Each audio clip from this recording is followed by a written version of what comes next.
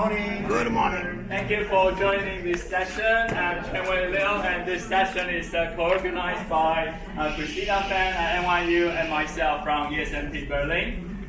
So the plan for today is that we'll give a very short introduction to set up the thing, and then we have 5 excellent panelists who will share their view about how we should adapt the organization to AI. And then Christina will moderate the panelist discussion among the panelists before we open up to the floor.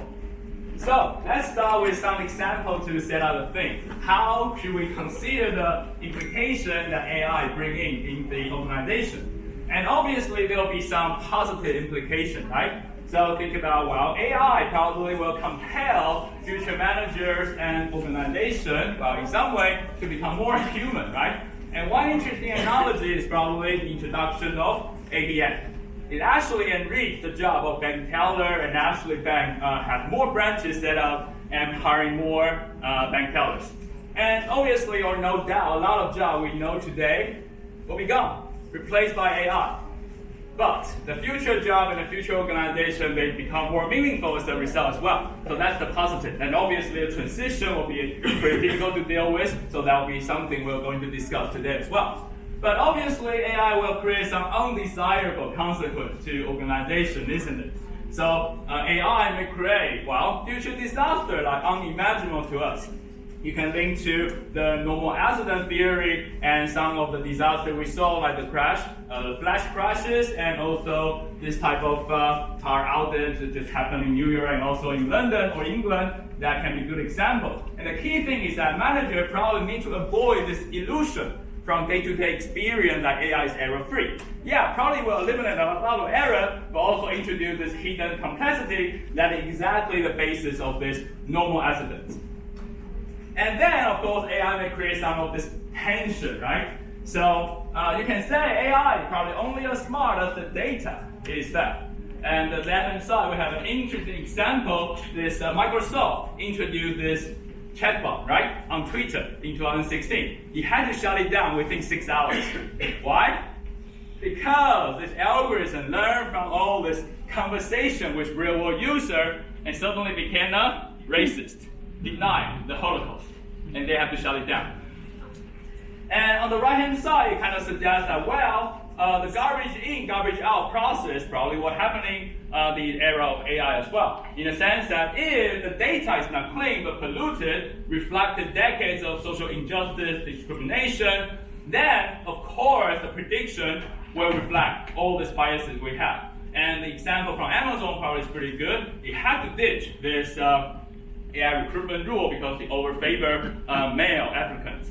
But this incident also suggests that biases more subtle than this type of gender stereotype may be left unnoticed, right? And then this can in turn create these subtle iron cages that trap future generations. And then putting all this together, probably social inequality is another very important thing we have to consider, right? Because of course this better product and better services are what we like.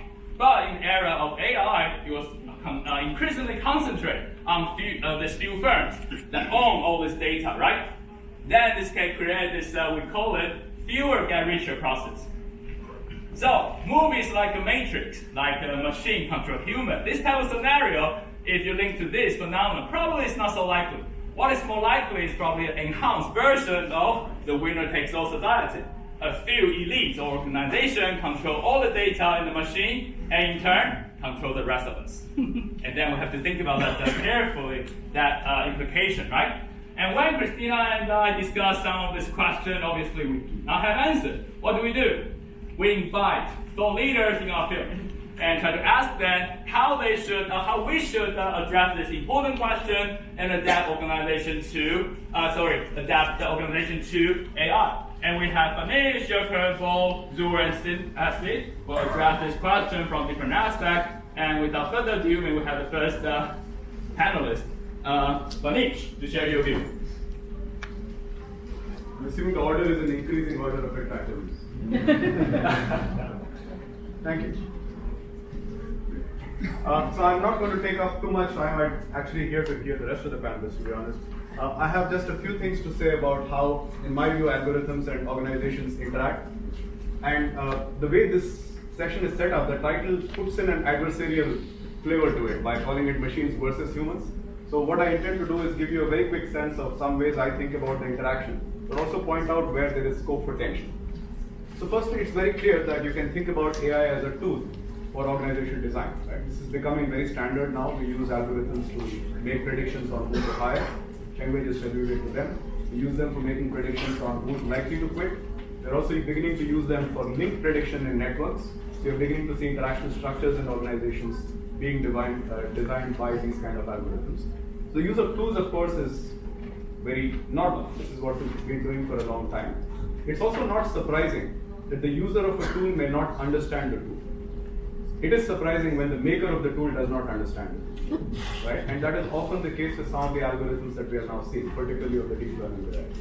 So that's where I see potentially some frictions which we have to think about. You can also think about them as co-members of organizations, right? In a very basic sense, this is no different from asking about division of labor. So there are going to be some things that algorithms just do better than humans. You can sit here, man. That was my bad. So there are some things that algorithms just do better than humans, and there are some things that humans just do better than algorithms. So is it then fairly straightforward that we should see a division of labor based on comparative advantage, in this case even absolute advantage? Not quite. Because we also have to think about the cost of coordination. Right? And the analogy that I find very helpful to think about this is a decade ago, when offshoring was taking off, people were attracted by the idea of moving jobs from New York to Bangalore because the wage difference was 40%. But nobody saved 40%. They ended up saving something closer to 10%. So the rest were transaction costs and frictions. So that may also act as a brake on the adoption of algorithms to do things, even when they can demonstrably do it better than humans can. And the last point I'll make here is about metaphors for organizing. So what do I mean by that?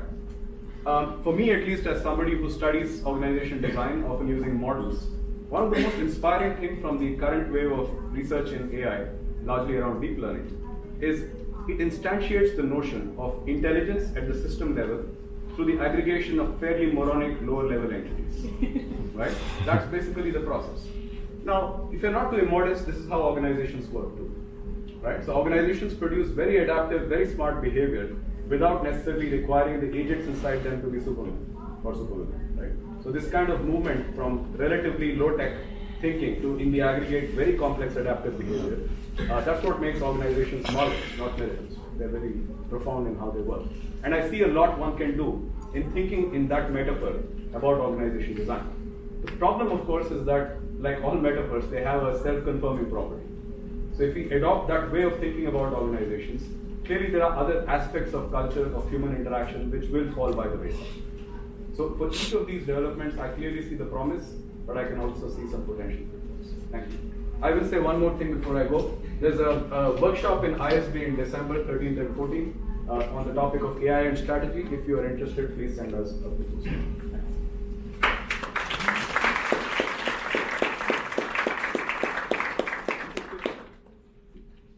So in contrast to Phanish, I intend to take up a lot of time.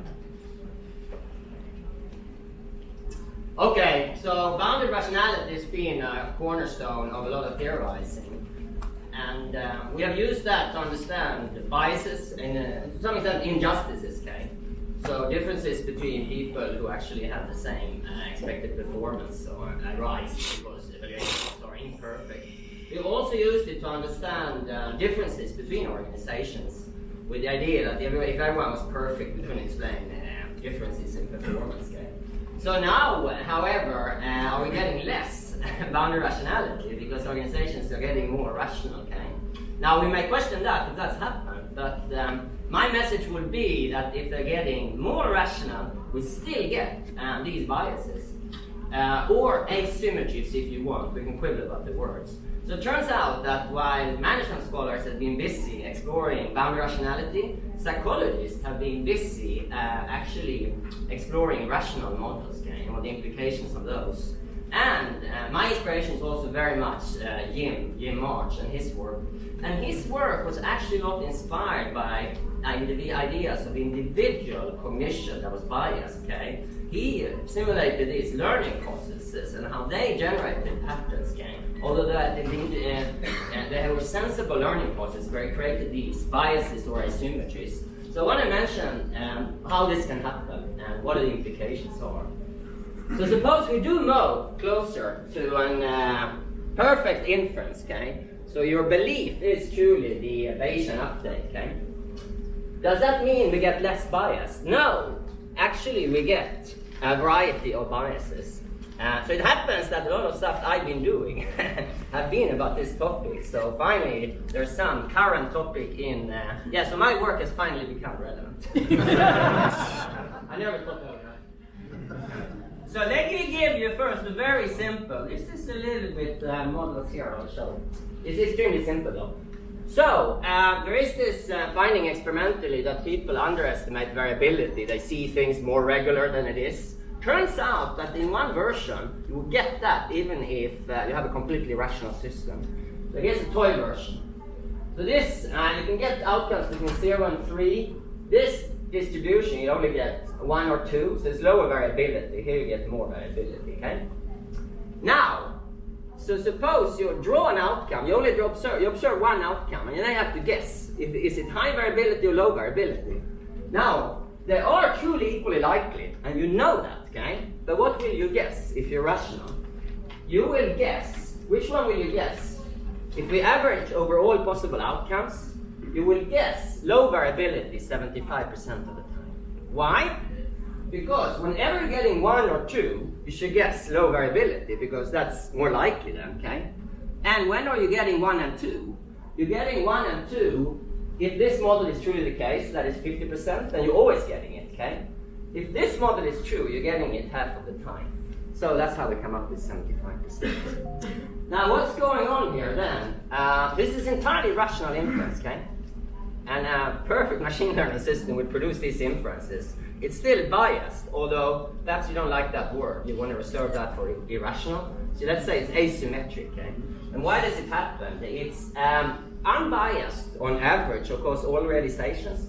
It turns out these realizations are skewed, okay? So that's where we get it. Now, let's move on to something a little bit more relevant. And again, something directly inspired by Jim Marsh's work on competency traps. Now, competency trap is this thing, if something improves with practice, okay? Then, if you just see something you try something, it's not very good, okay? Then you say, hey, why should I do this, okay? It's like learning a new programming language, doesn't seem good initially, etc. Now, turns out you can get the same sense fallacy, even if you had a rational system. So here's a toy version of it. Suppose you choose between this alternative, and then you know that the probability of success is 0.5. And this alternative. This alternative can be of 4 different types. Okay? It's either, this is the probability of success.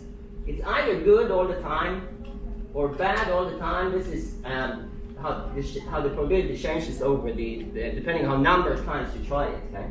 Or that's not the relevant ones. The relevant ones are these ones. You can go down or you can go up. Okay? So you can start high, but then go down and start low. Okay? Now, if you're a naive system, okay, if you're not, and you don't know about this structure, this alternative, okay, if it's truly that alternative, you try it, doesn't seem very good, okay, and then you avoid it, okay. So you might say, and that's the competency trap in the way Jim modeled it, okay. So it turns out, even if you have a rational system, you will get the same outcome, okay. Suppose you have a perfect system that optimally solves this problem. Then we can compute what's the probability you choose, depending on if this alternative is of that type or that type or that type. What's the probability you will choose it? And if it's good all the time, not unsurprisingly, you keep on choosing it. Okay? And if it happens to be bad, you don't choose it very often. You try in the beginning, but then you realize it's pretty bad, so you avoid it. So the relevant comparison is between these two. Okay? Now, in this specific setup, there's not huge difference, but there's a clear difference here, a significant difference. And so what happens is, you end up favoring, you're choosing this one, the alternative that's good in the beginning. more, okay? And this is true even if this system is entirely, it knows everything about instruction, okay? Why does it happen? It happens because basically the trade-off between exploration and exploitation, and because this alternative in the beginning looks like the bad one. It could be the bad one, okay? And if you believe it's the bad one, it makes sense to avoid it, okay? To some extent. So actually we get the same bias, even if the system is rational. Okay? Now, something more directly relevant to some of the algorithms. So we look at reviews, okay? So reviews, and we see the averages, but we also see the sample size. Okay? So the number of views and the average, okay? So if you look at all these restaurant reviews from San Francisco in this case, then we look at the number of views and the average. The top restaurants are concentrated in restaurants with few reviews. Okay? Why? Because if you have a small sample size, you can get widely varying outcomes. Okay? So for example, how can you get a review that's 5.0? It's basically impossible unless you have like a few reviews. Okay? So this is somewhat problematic. Okay? If you're completely naive about it, okay, it's somewhat problematic because and you get fads and all kinds of weird things that, oh, it's a high average, so more people go there and never go down by relation to the mean and so on, okay? But that's a naive system. So then we say, no, we need to change the algorithm and make it sensible, okay? And what do we do then? Perfect algorithm invasion, we take sample size into account, the way a statistician would and so on. What happens then? So suppose we rationally take sample size into account, okay? Then we get the opposite bias. Okay? So now, the highest averages, this is from normal distribution and so on. Now the highest averages, the maximum, the really high ones, but of course the low ones also, are concentrated with really high sample sizes. Now why is that? It's because if you're rational, you shouldn't learn very much if the sample size is small. So then you stick to the prior, okay? And you only learn a lot if you have a large sample size. So you actually get the opposite bias or asymmetry. It's not the bias, it's optimal in one sense. But it leads to this reinforcing tendency. If product A is popular, more people buy it and review it, and now it's even more likely to be chosen, okay, because the sample size goes up. So you get a reinforcing mechanism, but it's entirely rational. This, by the way, is a completely rational version of Strang and Lacey, if you're aware of that. So, we have these illustrations that even if you have a rational system, completely rational inferences, you get these asymmetries. Okay? So it's interesting to be aware of that. Okay? And there's a whole sub-areas psychology which have realized that a lot of what seems to be biased inferences can partly be due to quite rational processes. Now, I'm not saying that people are entirely rational, but then it's very interesting. But even if you have a rational system, you still get similar asymmetries. Okay? So it's interesting to understand that.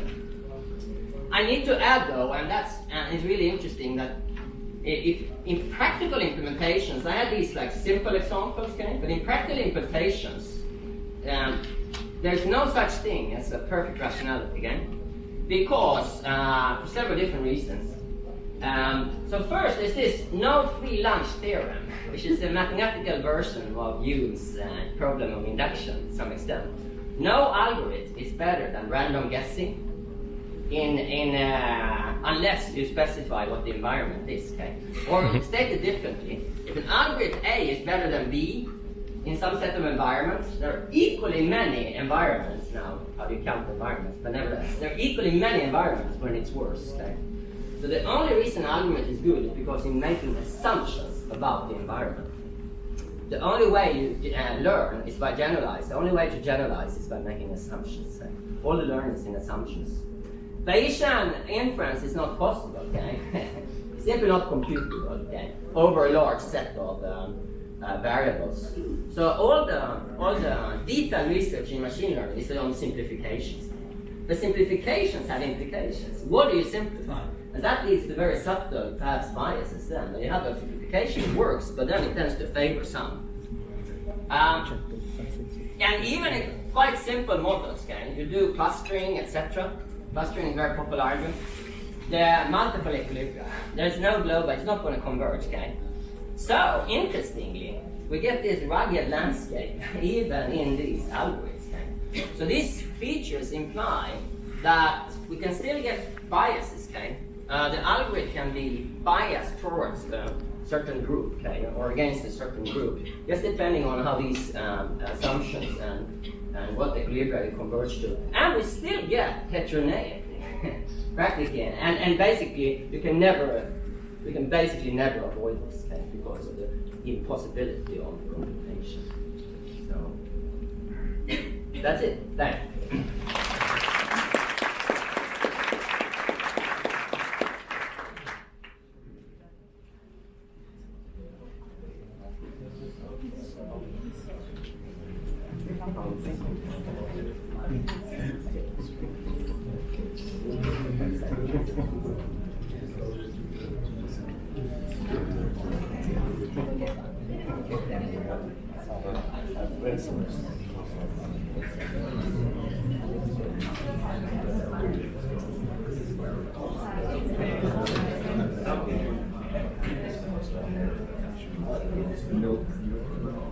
It's called the DJI, right? Yeah. So I'm gonna see on Amazon.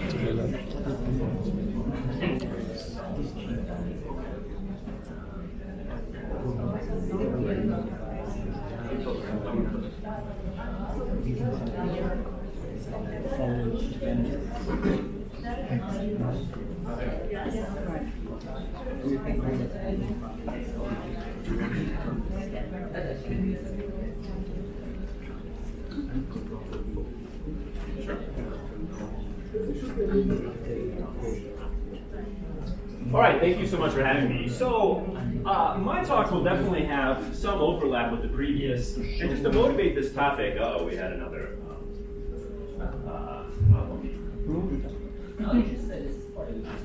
Oh, yeah. It's a demonstration Of their failures, right? failure of technology. Yeah, so I guess the idea that people don't understand their own technology may apply to projection screens as well. 1 second. All right, great. So to motivate this topic, I mean, you've probably seen articles and headlines like this about how ostensibly objective algorithms for trying to guide decision making. In this case, in judicial, decision making in criminal court, or in this case in hiring, or in this case in lending, have ended up sort of perpetuating social prejudices that may harm particular sort of disadvantaged groups. So what I'm going to be talking about today is motivated by this, and it's also motivated by kind of growing number of studies that instead of studying algorithms in isolation, study humans versus algorithms. They find in lots of cases actually that the AI is less biased than the human decision maker. And this is in spite of the usual bogeyman. And so the usual bogeyman is that the historical data is biased. We've already heard the expression garbage in, garbage out. But that's sort of a slogan, and how useful this actually is, I think, we should question. What data set is truly free of bias? If we get data from history, this inevitably will contain some biases. So the research question I'm trying to address here is, when and why can models trained on biased data actually end up producing bias? And also, what are the mechanisms behind this performance difference? And there already is evidence that models trained on historical data, on biased data, can end up producing bias. So the question here is, what's the mechanism of that, and why is it that garbage in, garbage out actually doesn't seem to always hold? Okay. The second motivation for this project is there's just a growing number of empirical examples of AI works here, it doesn't work there, it kind of works here.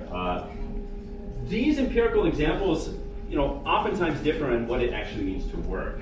First of all, but also we have some cases where it works by any definition. In some places it doesn't. So I'm trying here to bring some sort of theoretical coherence to the hodgepodge of different empirical results. Okay? so that we can look at these results and say, well, it makes sense that it didn't work here, or it makes sense that it worked here, and then also in new applications to be able to predict whether a certain application will increase bias or reduce it, or whatever. Okay, so in this paper, I have a formal theory that endogenizes the level of algorithmic bias. Okay, so what I mean by that is that algorithmic bias in this model is an outcome that arises as the product of deeper forces. Okay, and these deeper forces are the characteristics of human decision making that sort of creates the data generating process, and that creates the data. And then I then use the model to ask the question: as these forces shift, how does the downstream level of algorithmic bias change? And so I'll be showing a simplified formal model with mostly intuition and not very much math.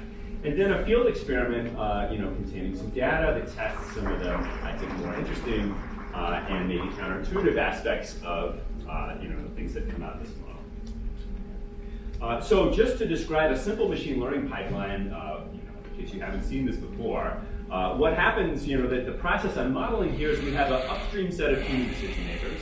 So my application, you could apply this anywhere, but you can think of this as recruiters making decisions about candidates. And after they make the decisions and after the candidates come onto a job and actually perform, the data is codified and then sent to machine learning engineers to build a model. And so the downstream players in the model are these machine learning engineers who make predictions from the outcomes codified in the first process by humans. So the main parameters in this model are features of the human decision-making process. So these are the kind of deeper forces that when they change, the downstream level of algorithmic bias changes as well. And in particular, I'm looking at two parameters which I think you can apply to lots of different situations. The first is, how biased are the recruiters against a sensitive group or against one particular group? We can think of this as B in the model. And also, how consistent are they versus being influenced by random variation? So there's lots of behavioral science research about people being influenced by their moods, by the weather, by whether their sports team did well. You can think about this sigma, this variation, this noise, as representing how noisy they are. Okay. And so the paper is about how these two parameters, when those characteristics of human decision makers change, how does the downstream kind of outcome, how does the downstream algorithm that the machine learning engineers eventually produce, what are the characteristics of that outcome? Okay, so with that set up, let me just get to the main theoretical results. So the main result is that for any level of recruiter bias, there's a corresponding level of noise, where if the recruiter's noisiness is higher than that level, then the programmer's algorithm will actually reduce the bias compared to the human. And so I think this is interesting because it says for any level of recruiter bias. In other words, you could have extraordinary amounts of bias in the recruiters. And if there's an equivalent level of noise, or not an equivalent, but there's a corresponding level of noise where they're also that noisy, then we'll end up, the machine learning algorithms produced from this data will end up actually reducing a lot of bias. And so given all of the data we have in the research about the noisiness of human decision making, I think this is a somewhat optimistic result. It's not an inevitable result. There will be some people whose bias is so strong compared to their noisiness that you won't get this, but if there's a lot of noise in the world, then this should produce algorithms that are less biased. All right, so the intuition for this, I think, has already been discussed a little bit in the previous talk, but basically, there are complementarities between experimentation and learning, okay? You might think, well, I didn't hear anything about experimentation in the setup. It didn't sound like your recruiters were doing any experiment. So they're not. But you can think of the noise in the sense of randomly deciding as essentially accomplishing the same thing from the machine learning perspective as experimentation would. So they are randomizing. The effect of the randomization is to explore the space of potential candidates, and that generates data that would let a third party, like a machine learning engineer, come along and recover who the good candidates are and who not. So like I said, the noise facilitates exploration and learning. And you've probably heard before from basic stats classes that highly representative data helps training algorithms from representative data helps reduce bias. You can think of this result as creating a continuum between completely random training data and completely selected training data.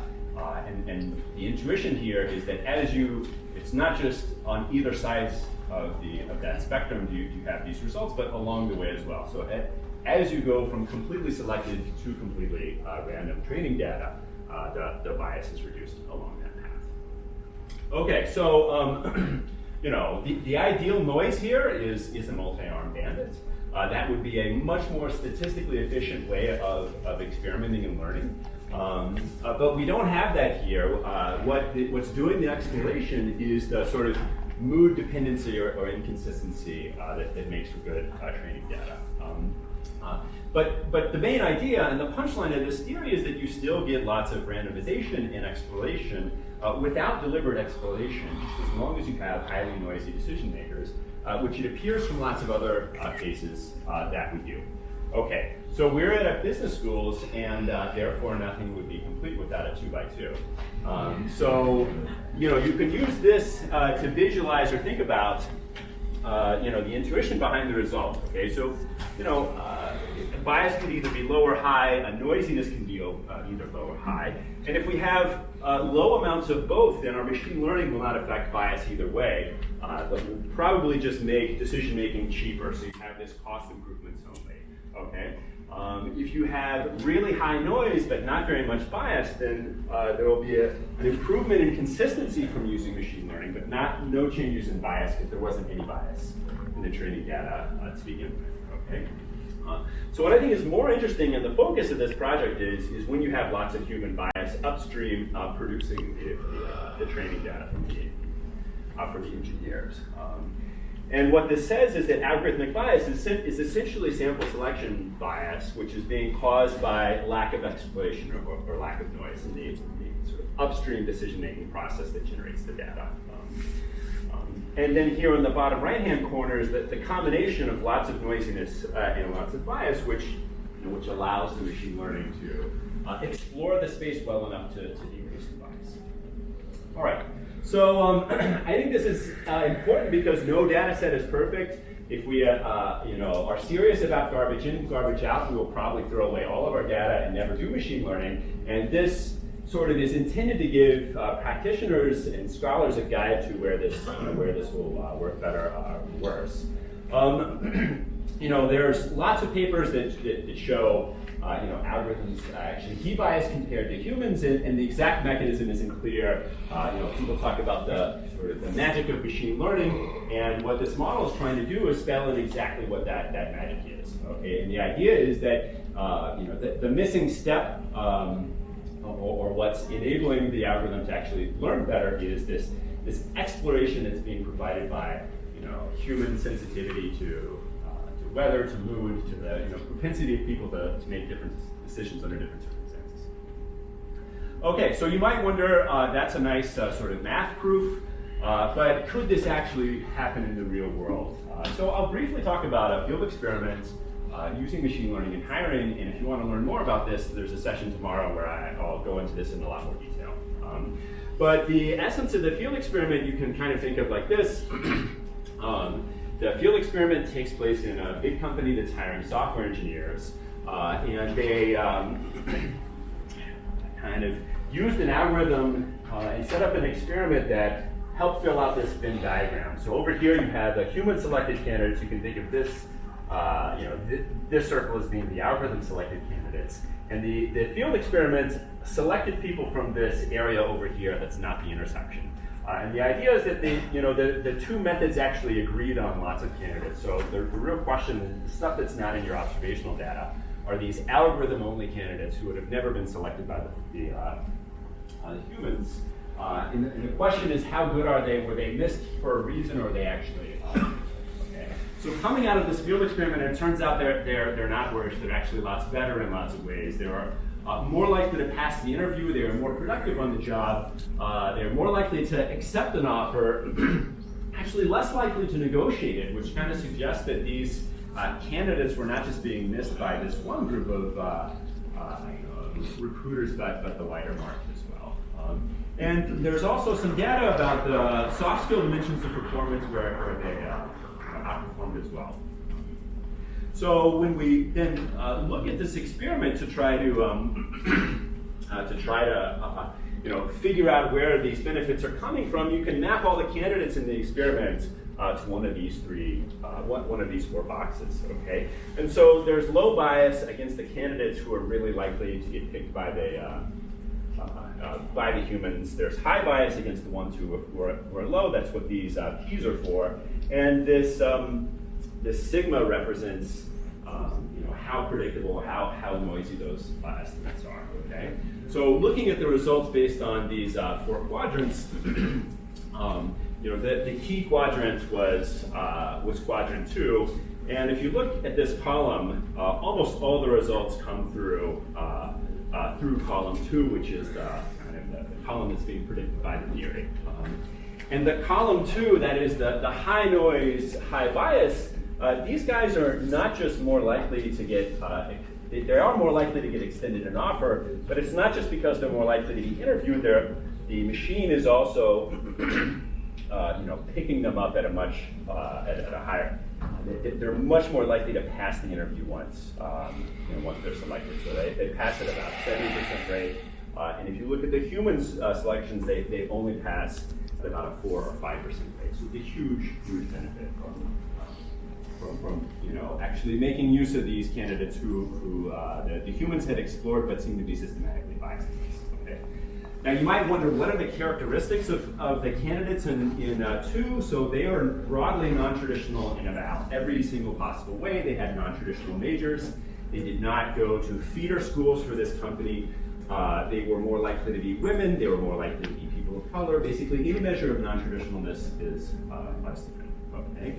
And this analysis of the different quadrants suggests, that there's some connection here between the theory about bias and noise and why we see results where we do and not.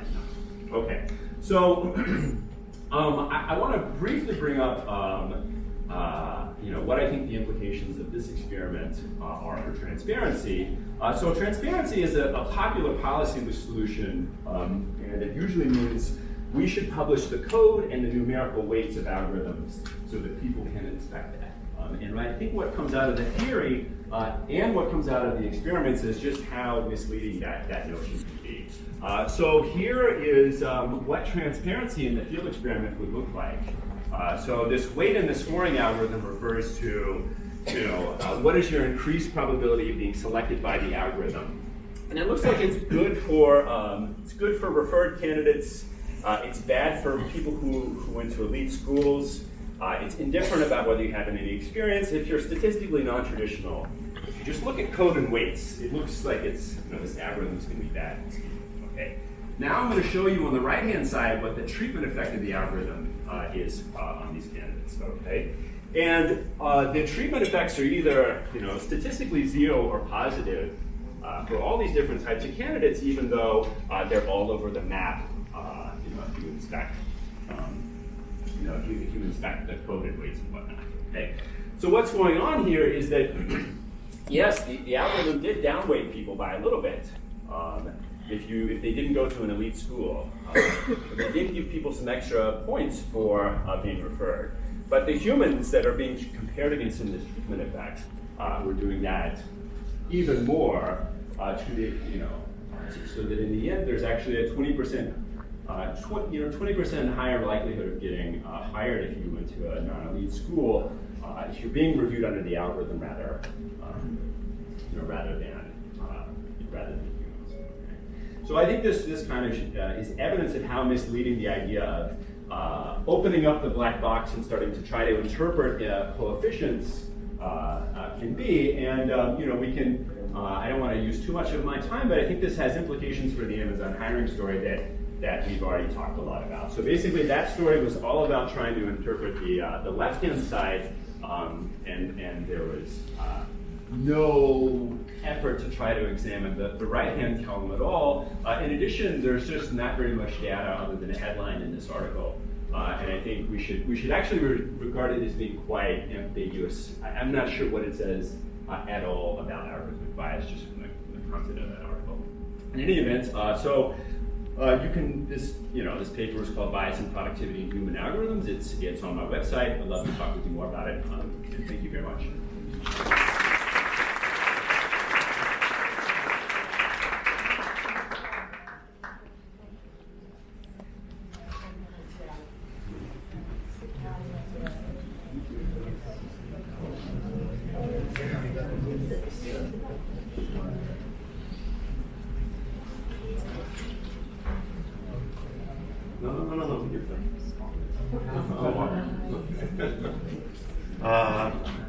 Okay, thanks for having me. Can you hear me, or should I take the microphone at the back? We can hear you. You can hear me? Okay. When the actor says organizations are getting more rational, I'm looking for those, especially the British government, is so rational that Chengwei is moving to Berlin, but, I'm not sure if the organization is rational or Chengwei is rational. I don't want to talk about models, and I think it's a little bit difficult to get all the models that you just heard. I want to compare things via Ecclesiastes to say there's nothing new under the sun. I'll paraphrase it, there's something new under the sun. The basic idea of computers got more powerful, period. They don't learn anything, they're not intelligent, as far as human beings are concerned. So what I want to do is in line with what Phanish said, is the end, right? Humans and machines, right? Taking into account that they are different on almost anything that has to do with decision making. Paul Mill, a clinical psychologist and philosopher at the University of Minnesota, published a book in 1954, I think, I didn't get it, I don't know, 1954, called Wanted a Good Cookbook, when he looked at the way clinical psychologists were as appraising people based on the MMPIs, that's the Minnesota Multiphasic Personality Inventory. And basically what he argued is, yeah, there are good factors in there, but those psychologists cannot act properly, okay? There are expert systems in the 1970s. All of them were based on regressions. Nothing more. They solicited the variables from the human experts, and then they ran them, nicely in a regression equation that doesn't get upset, doesn't get tired, that doesn't get this or that or whatever. That's the basic of what we have in machines versus humans. Neural networks, to remind you, those guys who were not born in the 1980s were around. They explained everything, which means they claim nothing. They were put in a low gun. They're big now.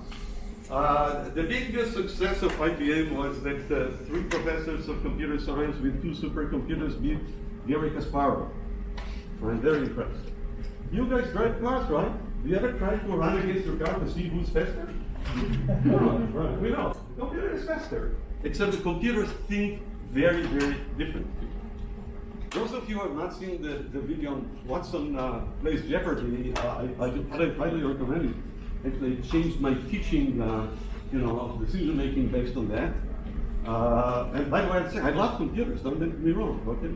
But I love people also. Right? And the way to put them together is very nice there, because this idiot called Watson found that the city in the US, which has something to do, is called Toronto. He just couldn't figure it out, okay? They fed in the entire Wikipedia, the entire New York Times archive, anything on earth. Okay. So they found that better, okay, than the other players, okay? What we have now is big data, high computer power, but not much creativity along the human mind, okay? The thing that troubles me more, and I'm not going to become technical to show you that some coefficients and what, is the issue of deep learning. Deep learning basically simply means that what they have is transferring some input vectors or matrices to output vectors and have some stages in between.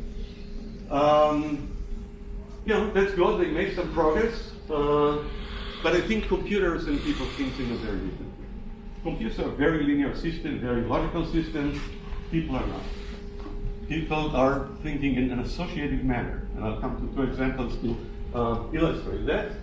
And basically, machine learning, according to my friends who are in machine learning, is a very powerful statistical tool, period. The criteria they use is regressions, discriminant functions, and so on to evaluate how good things are. They have tons of data. Machines can predict very well because they get millions of observations. They cannot explain what's going on in the process. So I'd like to remind you of the thing is that basically in the 1960s, by the way, I should say that for social scientists, I think the most exciting period was from the mid-1950 to the mid-1960, where the cognitive revolution occurred, where people like Mansky, Wiener, Simon, and others were all together here in Boston, and basically tried to figure out what do we do with these computers as a model for human thought. And it turns out that nowadays they're looking at the brain as a model for brain. Okay, so the two are very interesting. What we have, and this is Herbert Simon, the founder of our field in many ways. Basically, what you have in terms of memory, we have short-term memory or working memory that George Miller nicely showed equals 5 plus or minus 2 items. And my friends in cognitive psychology now dive readily to 3 plus or minus 5, 2 items. Okay, people cannot remember. There's a bottleneck. But it's basically the same as the RAM. The RAM really looks at the disk space. Okay, the disk space is huge. Okay, and human memory maybe is not so good, but it is different. Dr. Gawande, who was a surgeon here in Mass General, I recall on a specific case when a woman came over one Sunday afternoon when he was still an assistant professor there with a red leg. And basically she came from Connecticut and he thought it was a Lyme issue or something like that. But when he looked at her, suddenly a thought came to his mind. Hey, there may be necrotizing fasciitis here, which is the killing bacteria. Now think, ouch, just like suddenly. And he talked to the other doctors and they said, no, how can that be? But he said, he convinced them to look at it. They saved the woman's life just because an idea that he had some association with something else. Okay. Same thing about Gary Klein, who talks about firefighters. The story that they came to a building that was on fire, and they were about to go in to do that, and suddenly the chief there said, get out immediately. And they got out, and the building collapsed. No computer can do this stuff. Well, maybe sometimes, okay. So the human memory really is, had some kind of association that sometimes are good. Sometimes maybe they bring a guy who, was in Basel, I think. They looked at the clock of the train station and figured out that, it took some time from the train, the time it arrived in the train station until he saw it. Well, very simple, little time. And his name was Albert Einstein. But he didn't run the computer to figure that out. It came to him, right? He had a good computer here, okay? And so basically the idea is what we have is a book that I highly recommend by 3 economists from Toronto, Agarwal et al., that basically say, based on a lot of data, machines can predict but cannot explain. Okay? Now come the people in deep learning, and what they do is they have superior performance, on tasks and games. Basically, they look for games. Yeah, they beat Kasparov. Okay, fine. Okay. They beat also apparently the person who's the best player in Go. Now somehow they go to Dota 2. I'll comment on it later. So deep learning, as they call it, made a great improvement in speech recognition, image recognition, and language translation, but not more. As I'm quoting people who are in the business, not me. Okay. What I'd like to ask you to do with me now is to read this thing loud, all of you, okay? So let's start from left to right. Okay, please loud. Purple, blue, red, black, blue, orange, green, brown, blue, yellow, purple. Wonderful.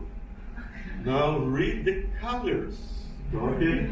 Black, red, blue, green, red, black, purple, black, purple, red. Good, yeah. This is called the Stroop effect after the British psychologist who showed it. And believe me, if I came to you 10 minutes later, you will not do better. Because this box cannot process it with use of the words, not the colors. If you ask the computer to do that, yeah, they get the command. Look at the colors, look at the word, yeah, no problem whatsoever. However, how about reading loud all of us this one?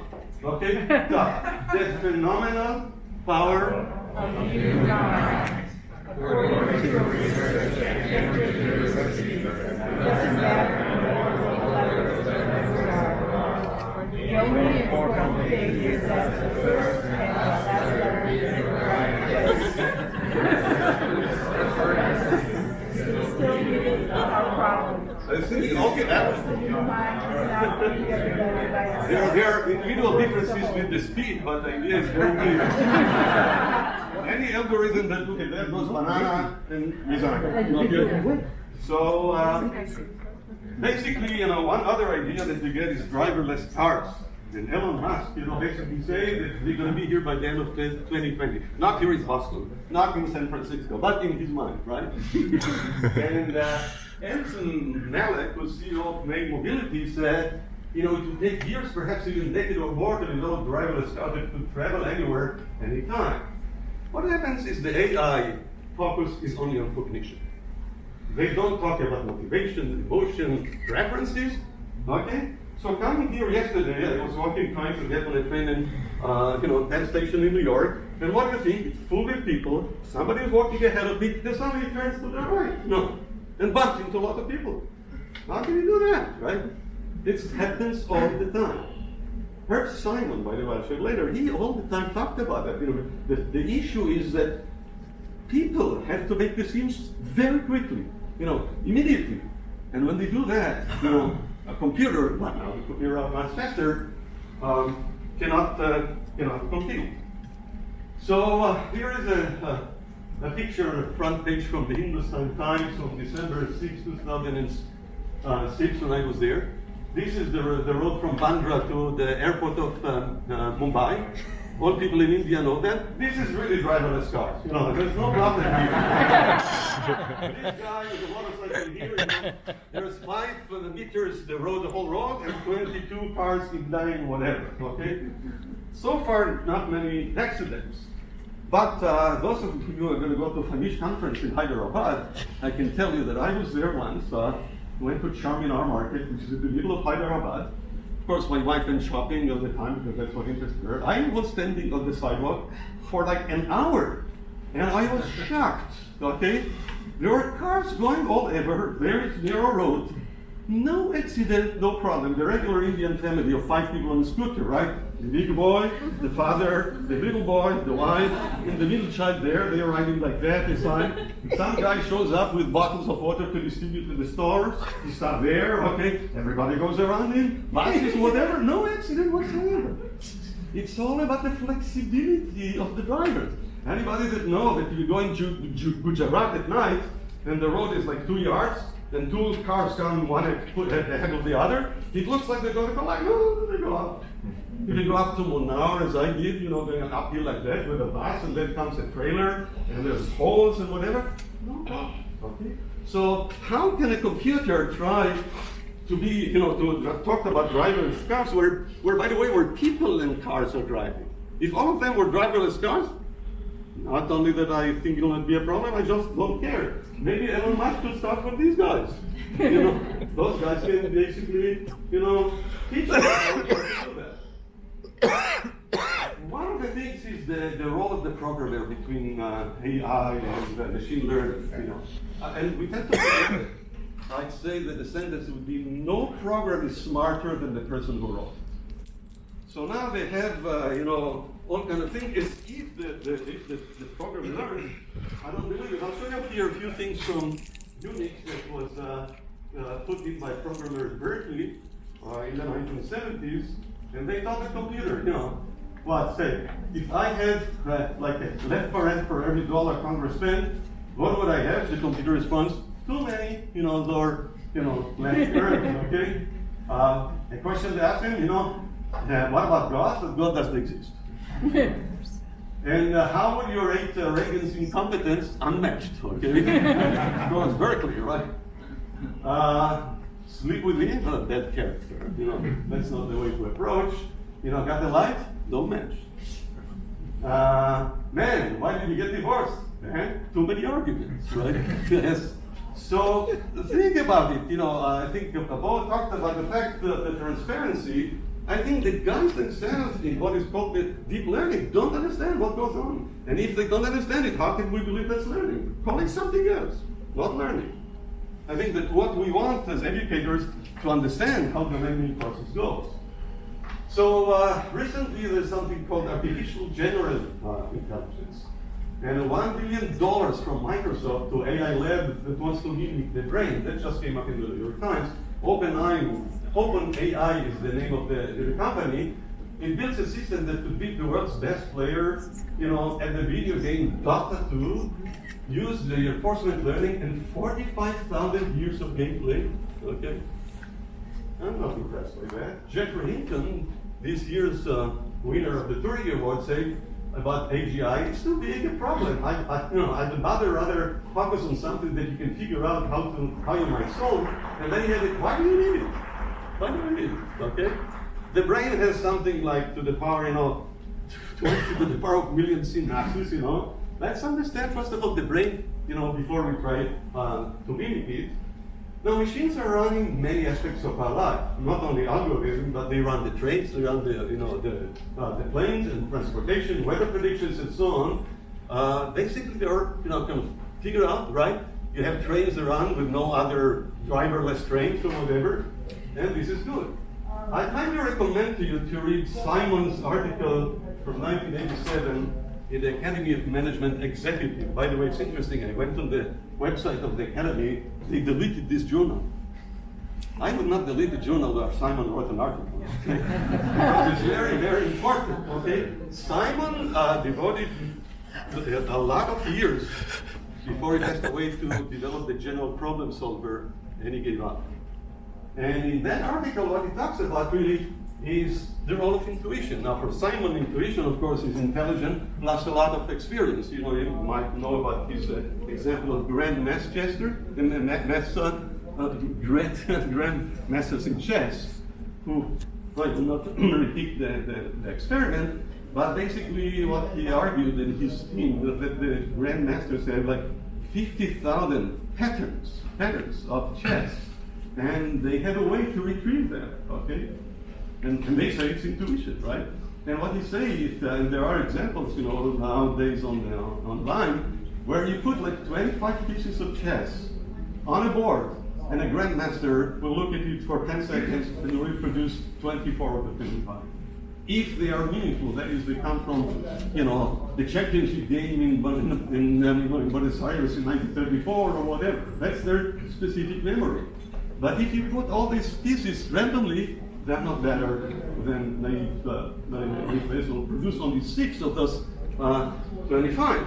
And Simon goes on in that article to argue that the 50,000 to 200,000 patterns is what the college student learns in terms of his vocabulary. Although these days we know that from some guy tweeting from DC, he has only 50 to 200. That's what he is. So the equation for intelligence for Simon is IQ plus a lot of specific experience. So how to combine humans and machines? And so on the one hand, it's difficult to convince people that their intuitive judgment may be wrong.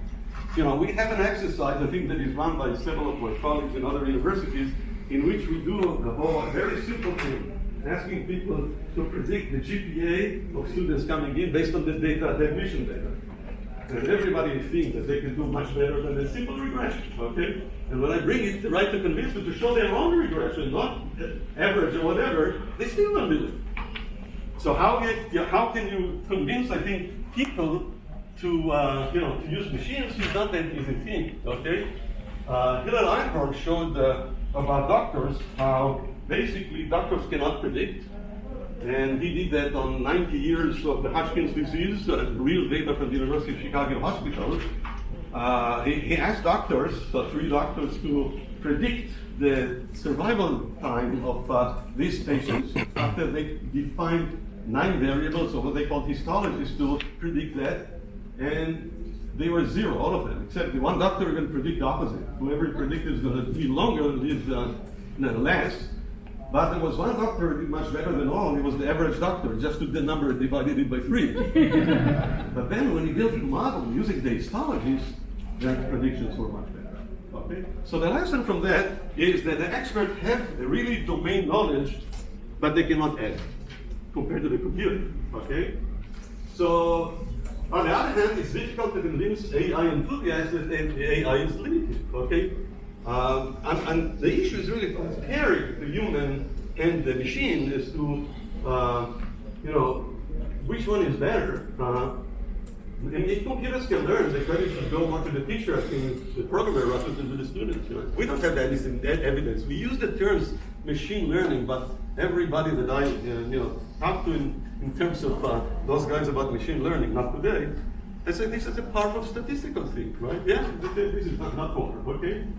Now, the way to utilize humans and machines is to combine what each of them excels at, which is what big companies, consulting companies these days call to augment and help people. And as I said, behind machine learning or artificial intelligence, there's always a human programmer. So a simple thing about human and machine is superior processing power and the creativity, curiosity, in invention of the humans and put them together to work. And I add only one thing. To err is human. To really follow things up requires a computer.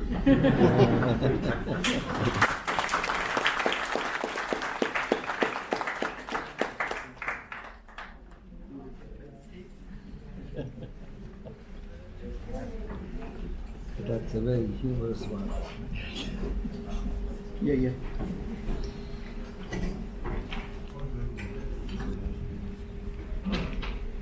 Your hand is not paining. So can you hear me all right? No. Yep. So I'm going to stick to a text pretty closely here because I dare not let myself loose extemporizing on a series of slides in the context where these time limitations apply.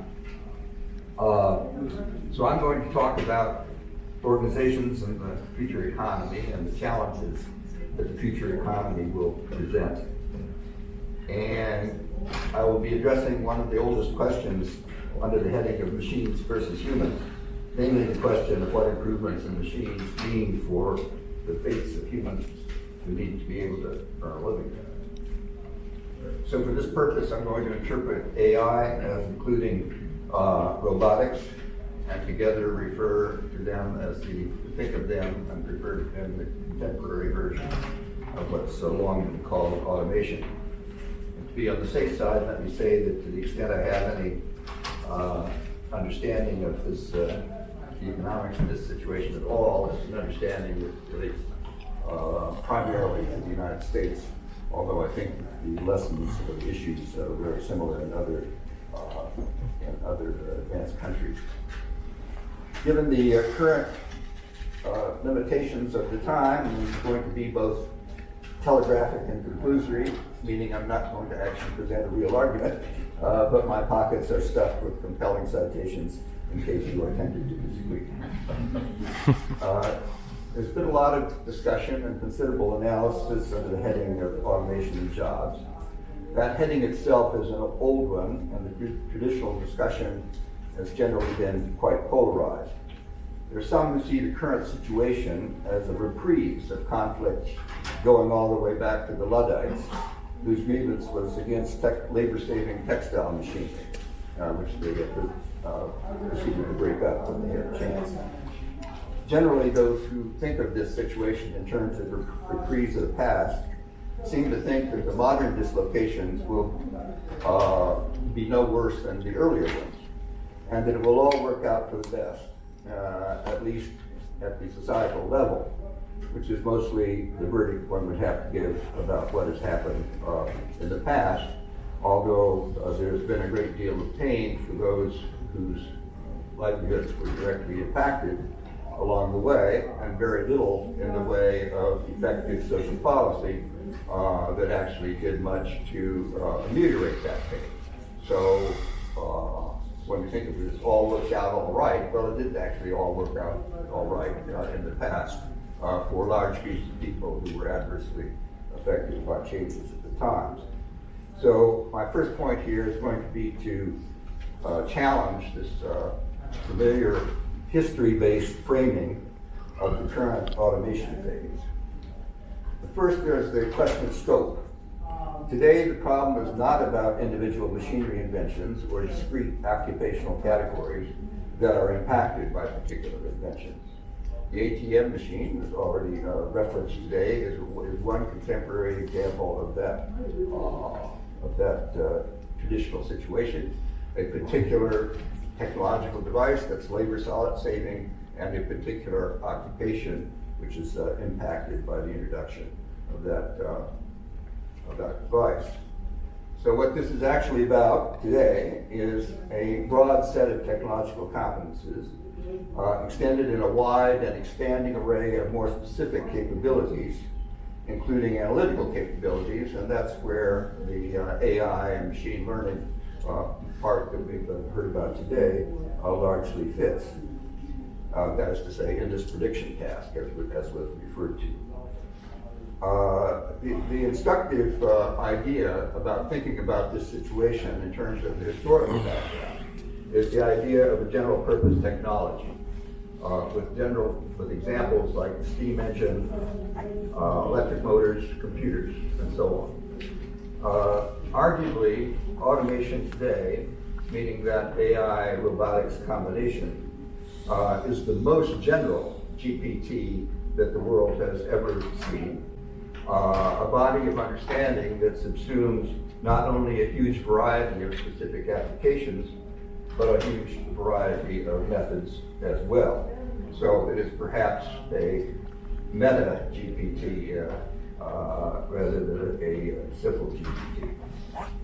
So one thing that we know about from the historical study of GPTs is that their economic applications take quite a while to work out. And that is a perfectly plausible proposition when you think a bit about what it really means to ask a question like, where could a small electric motor be useful, or where could a computer be useful in some process? So the question then is only partly about what is going to happen, and then it's very importantly about when it's going to happen, the dating of these events. That is obviously quite a complicated problem once you start to think about what are the contingencies which have some bearing on the pace at which these things go forward, even apart from the strictly technological aspect. For example, we could ask ourselves how far off is one of those driverless 18-wheelers coming down the road at you, and how do you feel about that as opposed to the sleepy truck driver who's driving the one you're already looking at. So, although I'm not any expert on the technologies here, it seems to me that generally the technical barriers, specifically technical barriers, have been falling at quite a rapid rate recently, and I expect that to continue. So at least on the technical side of the problem, it's my opinion that thinking in terms of a decade or two of change is thinking about a very long period. A lot of things that aren't going to happen in 3 years are very likely to happen within 13.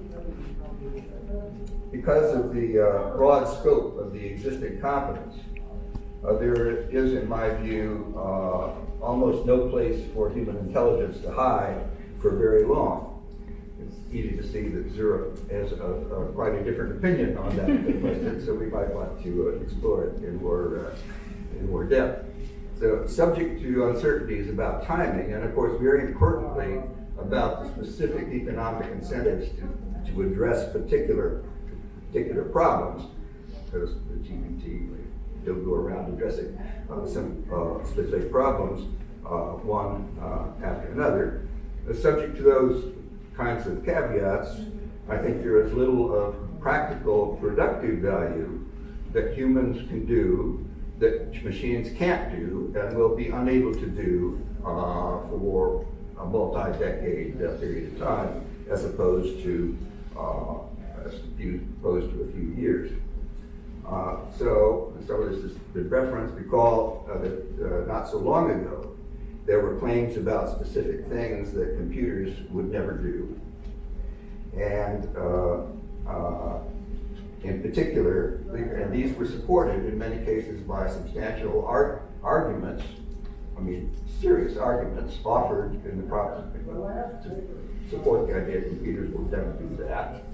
And I confess that I believed a lot of those arguments, as did a lot of other people. And so I'm here as a guy burned from having believed some of those arguments in the past. So Simon's famous prediction that a computer would be chess champion of the world in 10 years, made around, I believe it's made 1957, and of course it was about 3 decades off on the timing. But the criticism that came in was not just about whether it would ever happen. It was not about the timing. It was about whether it would ever happen. That is, there were claims that the nature of the human reasoning going into successful chess playing was intrinsically out of reach of a machine. But now we have a single AI algorithm that is the champion of the world in chess and Go both, and is self-taught in both games. And I think that proposition, at least, is something to think about when you're following Zur's claim that the program isn't any smarter than the person who You developed claim it. that the human will win the chess. That's What? I didn't say that. Well, he said no program is, I believe he said no program is smarter than the person who wrote it. Right. Well, so we have to unpack what exactly does that mean and how consistent it is with what we actually see. Similarly, the natural language recognition problem was represented as being insurmountably difficult, and of course it remains challenging. In the sense, people are still working on that. On the other hand, you can ask Siri, and I asked Siri when she was born, and she said only biological things are born, but I was operational in 2011. So in my view, at least, the track record of predictions about firm predictions, specific predictions about what computers can't do is embarrassingly poor, and that fact is cautionary with regard to propositions which are offered now with respect to the future. Okay, so turning back toward the question of jobs, I'd like to emphasize that this problem is not about the number of jobs. And it's often discussed as if it were about the number of jobs. And jobs are actually fairly cheap from a public policy point of view. It may be hard to get policies about this, but not any kind of wizardry to produce jobs. But on the other hand, the political call is for, quote, good jobs. And those are jobs that offer a certain amount of security, that have benefits, that are remunerative enough to enable somebody to largely support a family on the basis of a single job. And that goal, the goal of having enough good jobs in the system, has been quite elusive in the United States, and I think quite clearly getting more elusive. That is, there used to be more good jobs around than there are now. Then it's not about the number of jobs. It's also not about aggregate output, because as in the past, the favorable productivity effects of labor-saving inventions will be very substantial and may be ultimately controlling of what is happening at the aggregate output level. But it's when you look into various facets of the distribution issue that you see various sources of trouble and various signs of trouble in the United States today. First, you look at the labor share and privately produced GDP, and you see it going down. You see this remarkable phenomenon of real wage decline toward the bottom of the distribution. You see the concentration of income gains in the very tip top of the distribution. So there's a proposition that says no matter how high in the income distribution you make the cut, if the data are available, you can show that the gains are disproportionately concentrated above that top, right? 1% is still way too low for the 99% of distribution is still way too low for to get away from that. So there's that income distribution aspect. There is the intertemporal aspect, which links the income distribution to the wealth distribution and to the fact that rich, well-educated parents are a great boon in life for your prospects, and that is very, very firmly established. And then there is the very important geographic aspect, which is remarkably visible from our coastal vantage points, which are colored blue on the foot of the map, because in the heartland of the country, towns, establishments are closing and towns are shrinking and population is declining, and there are high levels of suicide and drug abuse, and et cetera, et cetera. So there's a lot of social consequence visible in the middle of the country there, which is not so prominent. It's not prominent in the aggregate statistics, not perhaps very much thought about on the coasts, unless you direct your attention to that particular problem. So it is, as I say, there are all these dimensions of the distribution issue, and these are linked in many cases to the fact that labor productivity is rising and employment is declining. At least that's true in manufacturing, and so the opportunities, the good jobs are scarcer than they were, and that has something to do with these, has a lot to do with these geographic patterns. So in my view, the most important answer to the question about the future is to look around right now carefully and don't be misled by aggregate numbers, by numbers that do not pay attention to geographical distribution, by numbers that do not pay attention to the evolution of the distributions of income and wealth.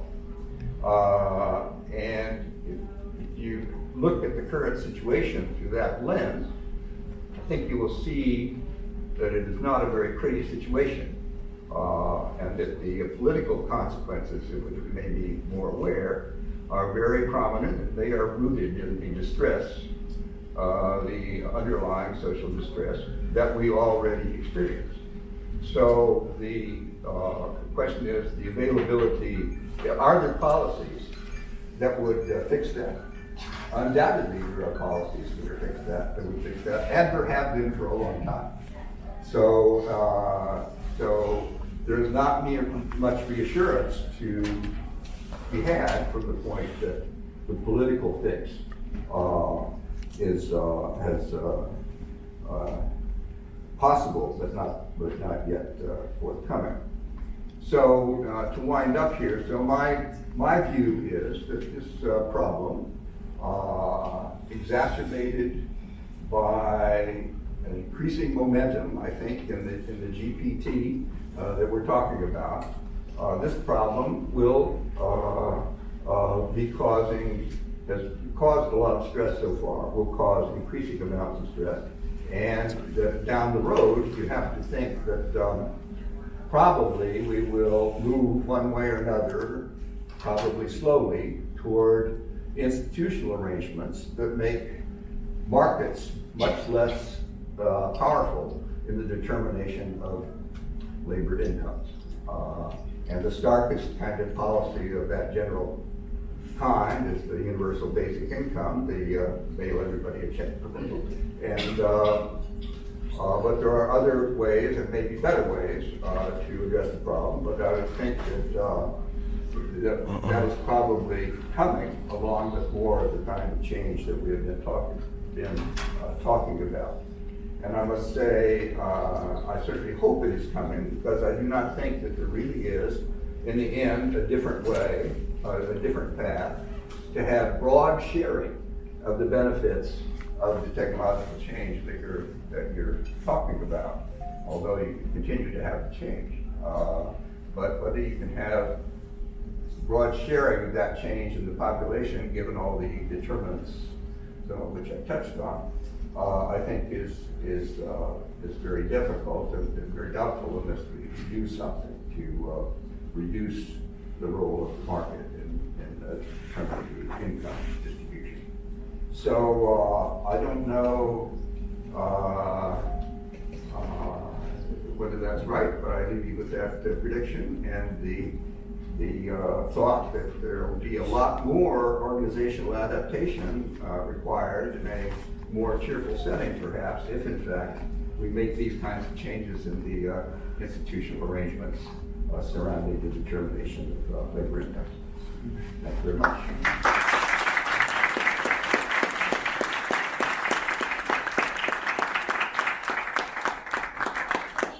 remaining 8 minutes, we welcome any questions or quick, brief comments from the audience for the panelists.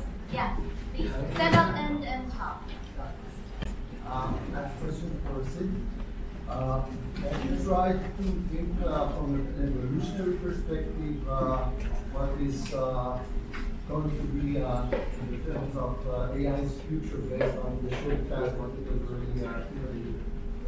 Well, of course, to some extent, yes. If I'm thinking about it at all, I've got to do some of that evolutionary thinking. So, a lot of the perspective that I've tried to sketch out here is derived in part from the economic historians and what they have done in studying GPTs of the past, and in part from, broadly speaking, sort of industry evolution sorts of studies, which a lot of happened in the evolutionary economics camp. So to recognize the cumulativeness, to recognizing the time-consuming nature of these major changes, those are all part of the evolutionary and economic historical perspective on this issue. So I think that's probably where I'm coming from. Peter. A related follow-up question. AI is being used a lot to automate the routine. Exactly. And procedural mechanisms. And irrespective of the speed, scope, and scale, that automation of procedures, both in organizations, institutions, and society, to what degree is this, given our concerns about AI and our management, to what degree is this a factor in our ability to adapt? Well, I mean, so I think somebody probably said somewhere along the line, probably Dr. Deming, no, he wouldn't have said that. Somebody said more or less, get the humans out of the situation. It's much easier to deal with. So the pattern is what's been going on for a long time is that fairly general ideas about how to do things better, faster, more efficiently, lower cost, fairly general ideas get applied to case after case after case. And so the discussion of natural, so-called natural trajectories and mechanization scale and so on in technology, is kind of the recipe book for a historical process that goes from case to case to case and deploys a more or less constant set of ideas. The AI robotics set of ideas is a great big set of ideas that has been around for a long time, been deployed on a wide scale, and now it's even bigger and has more tools to the kit.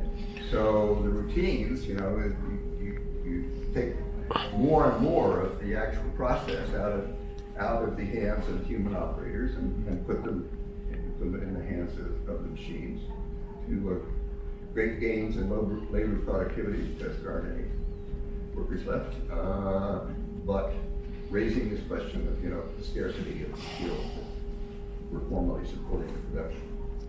And thus so. If I might just add to what Sid said, I think what underlies your question also is the presumption that the algorithms are somehow less able to adapt to change, and then the adaptation of algorithms. It's more the agentic, who's driving what. So I think there is generally the view that machine learning algorithms are only as good as the data and the regime that produce them. If the regime changes, they can't adapt. But we don't know that they're actually worse at doing this than humans.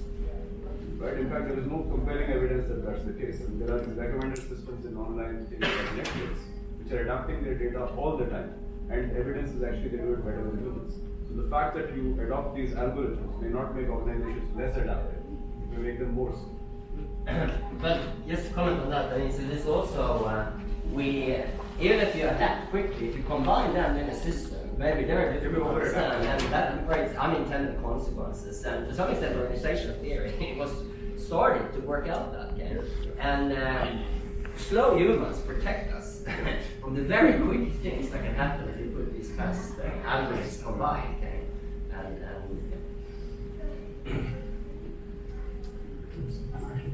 Yes. Any other questions and comments? Well, if not, we thank you so much for coming, and thank you also to the excellent